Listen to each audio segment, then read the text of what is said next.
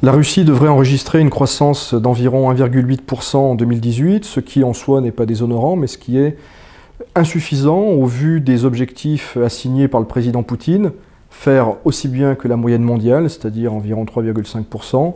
C'est également insuffisant au regard des besoins de modernisation du pays. Si je devais résumer la situation, je dirais que la Russie est effectivement sortie de la crise économique de 2015-2016, mais qu'il n'y a pas de rebond, comme ça avait été le cas après les précédentes crises. Alors quels sont les objectifs macroéconomiques des autorités russes? Faire des réserves, dans une double optique. Premièrement, se prémunir face à de possibles chocs extérieurs, je pense en particulier à l'hypothèse de nouvelles sanctions américaines, mais également retrouver des marges de manœuvre budgétaires afin, le cas échéant, de lâcher un petit peu de lest et de distribuer du pouvoir d'achat à la population. Donc les caisses de l'État sont pleines, l'excédent budgétaire devrait atteindre 3,5% du PIB cette année. En revanche, les poches des Russes ne le sont pas forcément. Le pouvoir d'achat des Russes a baissé d'environ 10% depuis 2013 et les choses repartent assez lentement. À court et moyen terme, la trajectoire ne devrait pas évoluer sensiblement puisqu'en 2019 et 2020, la croissance est attendue à environ 1,5%. Donc pas d'effondrement, ce n'est pas là le risque. Le risque, c'est plutôt celui d'une trajectoire durablement médiocre. Et le défi pour la Russie, c'est de retrouver une croissance supérieure à 2, voire 3%, ce qui implique des réformes structurelles importantes, réformes qui aujourd'hui ne sont pas à l'ordre du jour. Alors deux événements majeurs ont marqué l'actualité politique de l'année 2018. Premièrement, l'élection présidentielle du mois de mars et ensuite la réforme des retraites qui a été annoncée avant l'été et qui est entrée en vigueur au début de l'automne. Pour ce qui est de l'élection présidentielle, il faut souligner qu'elle ne marque pas le début d'un nouveau cycle politique, contrairement à ce qui était attendu par beaucoup d'observateurs russes et étrangers. Le gouvernement a été remanié de façon marginale, le Premier ministre a été reconduit et les principaux dirigeants du pays, que ce soit des groupes publics ou des services de renseignement, des structures dites de force, ont également été reconduits.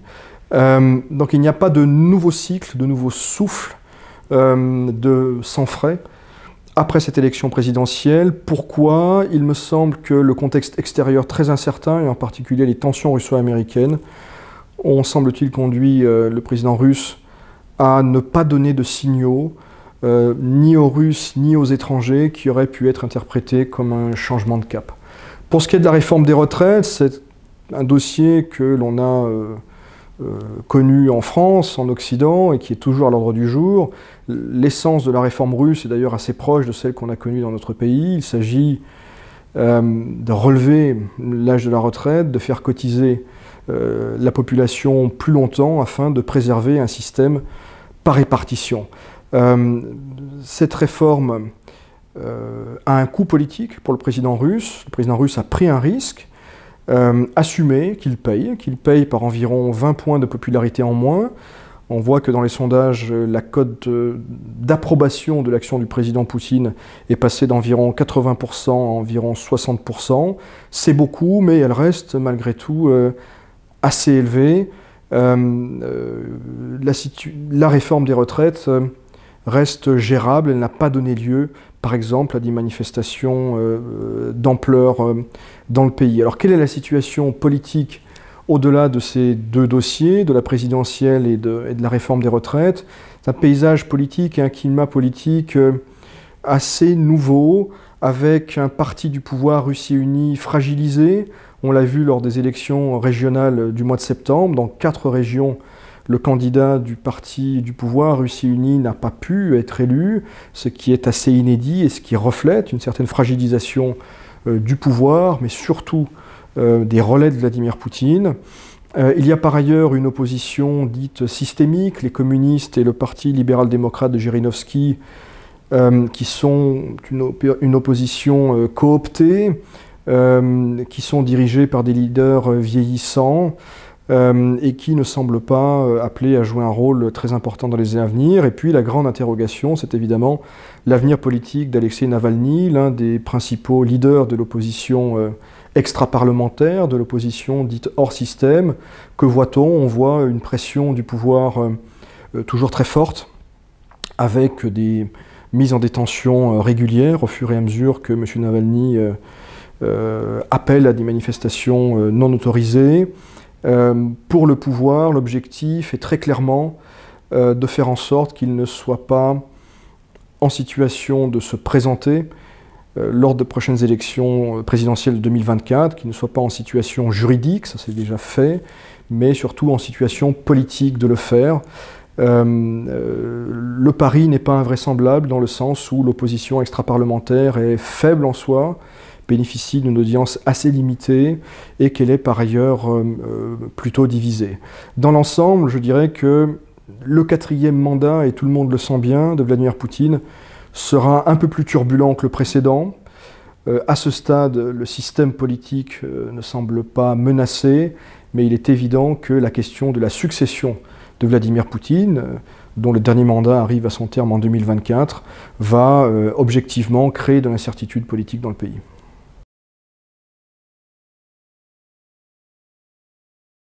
On peut retenir la poursuite de la dégradation des relations russo-américaines tout au long de l'année, avec évidemment des tensions consécutives à l'affaire Skripal, et puis plus récemment le retour sur le devant de la scène des dossiers liés au désarmement nucléaire. La relation russo-américaine ne s'améliore pas, continue même à dégénérer. Les deux présidents ne se sont pas rencontrés en marge du G20 comme c'était prévu. L'analyse qui est faite à Moscou, c'est que le dossier russe à Washington reste l'otage des règlements de compte au sein des élites américaines et qu'il n'y a finalement sans doute pas grand-chose à en attendre au cours des mois, voire des années qui viennent. S'agissant des relations avec les pays européens, on voit une forme de stabilisation, mais qui n'est pas une amélioration. Il y a eu là aussi des hauts et des bas avec l'affaire Skripal qui a donné lieu à des expulsions croisées de diplomates. On voit également que la Russie finalement ne profite pas véritablement de l'arrivée au pouvoir en Autriche et en Italie par exemple de forces politiques qui sont réputées être plus sensibles à ses intérêts. Donc stagnation, des hauts et des bas, mais pas de véritable détérioration, comme c'est le cas avec les États-Unis, ce qui est déjà ça. On voit que la Russie, au cours de cette année 2018, s'est beaucoup concentrée hors Occident, en Asie en particulier. On observe un approfondissement des relations avec la Chine, du partenariat stratégique russo-chinois, qui est un partenariat tous azimuts, qui va évidemment de l'économie, avec le secteur énergétique, mais également à des exercices militaires de grande ampleur. Cette tendance est une tendance lourde qui est appelée à se poursuivre malgré bien sûr les non-dits, voire les ambiguïtés de la relation russo-chinoise. On voit par ailleurs que la Russie ne se contente pas en Asie de miser sur la Chine, l'un des grands dossiers de ces derniers temps et qui sera sûrement au centre de l'actualité diplomatique ces prochains mois, c'est celui d'une possible normalisation des relations entre la Russie et le Japon. Deux mots de conclusion sur les relations franco-russes. Le chaud et le froid, là aussi, avec deux points d'orgue, une visite du président Macron au Forum économique de Saint-Pétersbourg fin mai, qui a rappelé la vitalité des relations économiques entre les deux pays et l'existence de projets nouveaux. Il y a eu ensuite des discussions à Moscou, juste avant la finale de la Coupe du Monde de football remportée par la France, des discussions qui ont porté sur des sujets politique, plus sensible, la Syrie, le cyberespace par exemple, avec, me semble-t-il, des deux côtés, une volonté pragmatique d'avancer sans faire trop de bruit sur ces dossiers sensibles. L'idée étant non pas de normaliser la relation, mais peut-être de recréer un petit peu de confiance, confiance qui fait défaut plus généralement dans les relations entre la Russie et l'Occident.